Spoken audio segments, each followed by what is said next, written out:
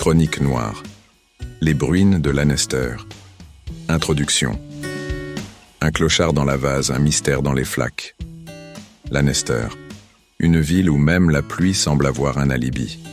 C'est là, entre les gouttes et le silence, qu'on a repêché tous, un clodo comme les autres, sauf qu'il flottait les bras en croix. Et comme si ça suffisait pas, un directeur de supermarché s'est évaporé sans laisser de ticket de caisse. Une tronçonneuse pour tout indice, un commissariat qui tousse dans sa moustache, et une fliquette bretonne qu'on prend pour une stagiaire. Le genre d'affaire qui sent la vase, la rouille, et les secrets enfouis sous le lino. Bienvenue dans Chronique noire. Moi, c'est Mike Rétro. Et avec Veldascope, on a remonté la piste jusqu'à Lannister, où les morts parlent peu, mais où les vivants cachent mal. Accrochez-vous, les bruines vont tomber dru. Un dossier exhumé par le détective Mike Rétro, assisté de Veldascope. Repérage. Lannister sous bruine. Un clodo dans la vase. Un chef d'hyper aux abonnés absents. Lannister. Une ville sans histoire, à condition de n'avoir ni flair ni mémoire. Un port endormi, enveloppé dans une brume constante entre le murmure du Scorf et les silences des ruelles. Une ville qui vit à l'économie du mouvement, où l'on rase les murs et où les secrets s'évaporent, comme l'eau de pluie sur le pavé tiède. Et pourtant, dans ce coin de Bretagne qui suinte l'humidité comme un vieil impair, un cadavre découvert, une disparition suspecte. Le premier, c'est Maurice Toussaint, dit Toutous, clochard en fin de parcours, visage usé par les marées intérieures, retrouvé sur la vase du Scorf, bras en croix, bigorneau en guise de linceul. Le deuxième, disparu, Antoine Salabert, directeur du centre-marché, cadre tiré à 4 épingles, avec une tronçonneuse comme dernier accessoire de mode. 2 trajectoires opposées, mais un point commun, le silence.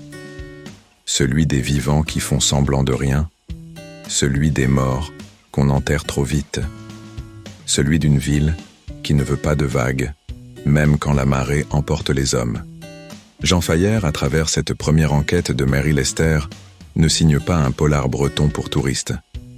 Il dépeint un monde crépusculaire, sans phare ni folklore, où les femmes flics se font marcher sur les pieds par des cow-boys misogynes en imperméable froissé, où les clochards ont plus de dignité que certains inspecteurs en uniforme amidonné, et où les secrets pourrissent mieux que les bigorneaux sur un cadavre de novembre. Bienvenue dans les bruines de Lannister, un roman à la moiteur sociale épaissi par le mensonge, le mépris et l'oubli. Un roman où la mort a le filature. Mary Lester contre les cow-boys de l'ombre. Elle est là, Mary Lester. Nouvelle dans le décor, mais pas née de la dernière pluie. Elle est toute droite dans ses pompes, avec ses sacs plastiques aux pieds pour ne pas salir les preuves, et son bic qui fait clic-clic-clic quand elle pense. Elle n'a pas de revolver dans le sac à main, mais une détermination plus tranchante qu'une lame de scalpel. Elle débarque dans un monde de vieux mâles usés, plein de bière tiède et d'a priori bien rassis. Là où l'enquête est une chasse gardée, protégée par la mauvaise foi et les vestiaires de commissariat. Un monde clos, étanche aux idées neuves et surtout aux femmes qui pensent.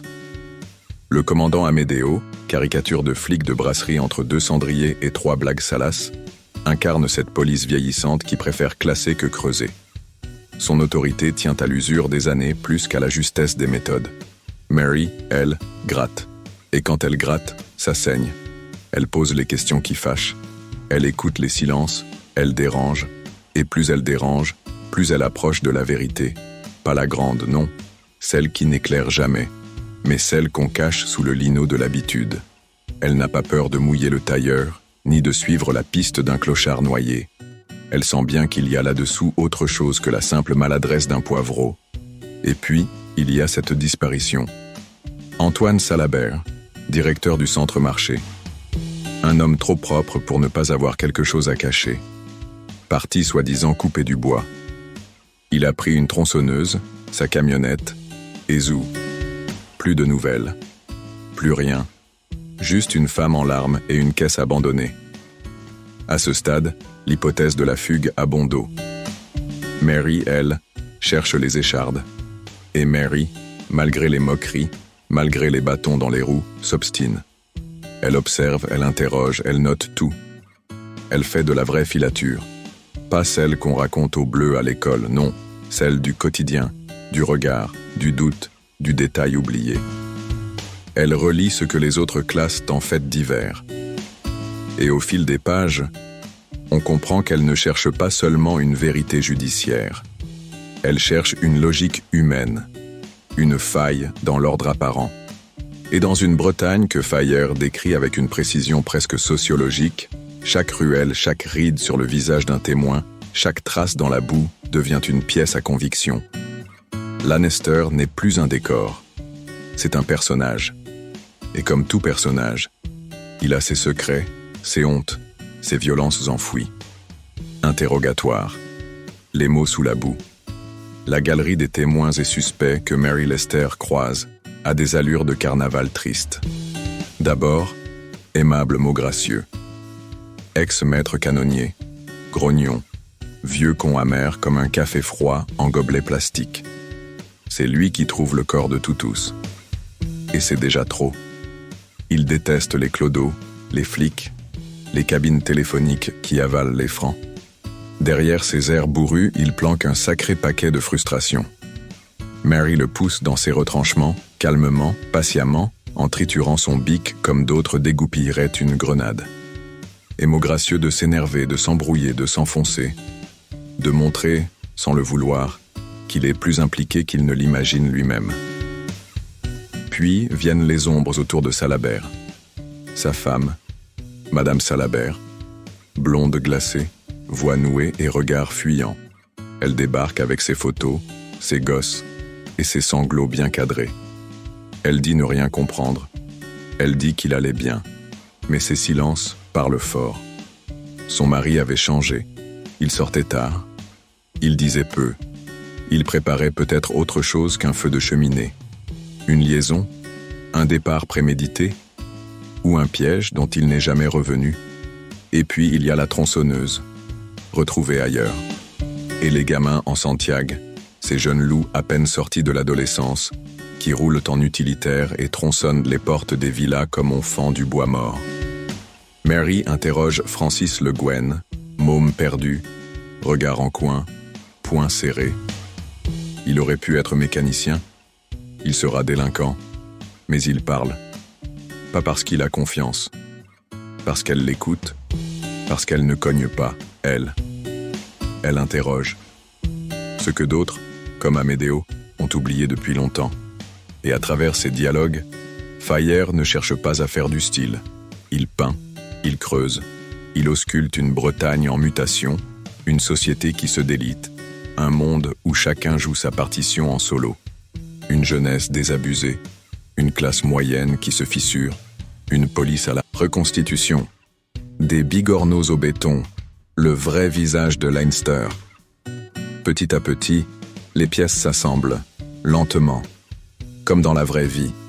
Pas de révélation en fanfare, juste des certitudes qui s'effritent, des apparences qui se fissurent.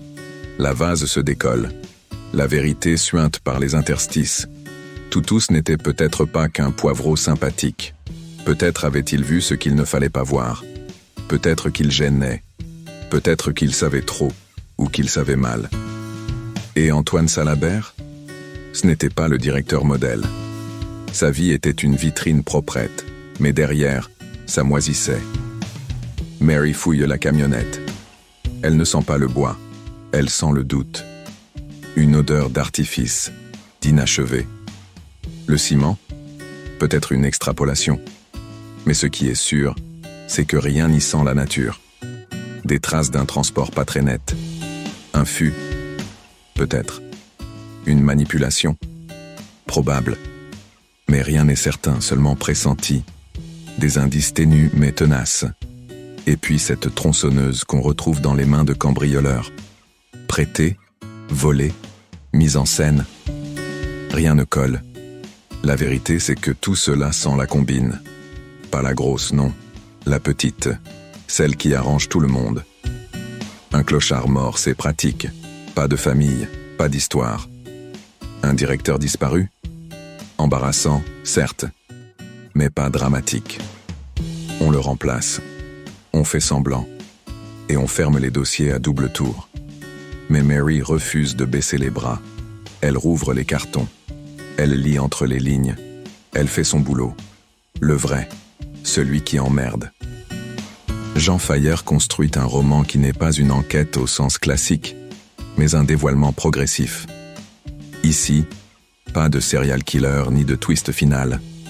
Juste la boue, la fatigue, la ténacité. Juste Mary, droite dans ses bottes, qui fouille les silences et les demi-vérités.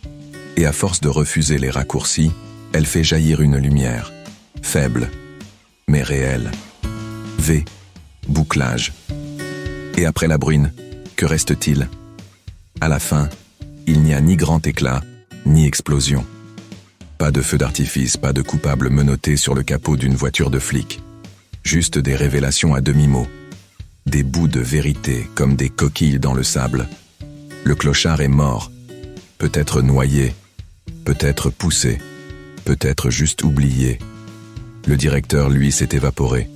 Volontairement, par accident, enlevé. On ne sait pas. Et c'est ça, la pire des réponses. L'incertitude. La tronçonneuse a changé de main. Comme la responsabilité. Le monde continue de tourner. Les petits disparaissent dans l'indifférence. Les gros s'en sortent, sans bruit. Et Mary Lester, elle reste debout, face à un commissariat qui la méprise, face à une hiérarchie qui la freine, face à un monde qui préfère les femmes secrétaires que commissaires. Elle est là. Et elle reste. C'est sa victoire. Les Bruines de Lannister n'est pas un roman à effet. C'est une chronique du quotidien. Une anatomie du silence. Un polar d'atmosphère, où le crime se dissimule dans la routine, où l'injustice porte des bottes en caoutchouc et où les héros n'ont pas toujours de cap. Parfois, ils ont juste un bic, un regard droit et une envie de comprendre. Jean Fayer signe ici le tout premier volet de la série Mary Lester. Une plongée dans une Bretagne rugueuse, triste, mais pleine de vérité. Une Bretagne qu'on ne visite pas. Une Bretagne qu'on habite et qu'on subit. Dites-moi le Moal, qu'est-ce qu'il lui reste à l'inspecteur stagiaire Lester? Une question qui pourrait bien devenir un slogan, car Mary Lester, elle, ne lâche jamais. Comme le dit un collègue à demi-voix dans le roman, cette fille, elle a une idée en tête, elle ira jusqu'au bout. Et moi, Mike Rétro, je referme ce dossier avec le goût salé d'une vérité incomplète sur le bout de la langue. Le genre d'histoire où même les morts semblent préférer se taire. Velda a lu le dossier d'une traite sans un mot jusqu'à la dernière ligne. Puis elle s'est tournée vers moi avec ce regard à mi-chemin entre le sarcasme et la tendresse. Tu vois, Mike, parfois, c'est pas qu'on ne trouve pas la vérité, c'est qu'elle n'a plus envie d'être trouvée. Je suis resté un moment, le regard dans le vide, à écouter le tic-tac paresseux de l'horloge murale. Pas de flingue, pas de sang, juste une réalité qui suinte lentement, comme la pluie dans les fissures d'un trottoir. Et j'ai su qu'il me faudrait une autre clope, une autre enquête, et un peu plus de lumière. Mais pas ce soir. Avant de ranger ce dossier dans la boîte en carton sous mon bureau, j'ai une question pour vous, les curieux, les fidèles, les noctambules de l'audio. Vous l'avez lu, Les Bruines de Lannister? Ou vous comptez vous y plonger après cette promenade dans les flaques? Dites-moi ce que vous en pensez. Le silence, ça va bien 5 minutes, mais une enquête, c'est toujours plus intéressant quand on la fait à plusieurs. Et si vous n'avez pas lu le livre, pas grave. Personne n'a encore disparu pour ça. Enfin, sauf peut-être un directeur de supermarché. C'était Mike Rétro pour Chronique Noire. Partagez, abonnez-vous et restez à l'écoute.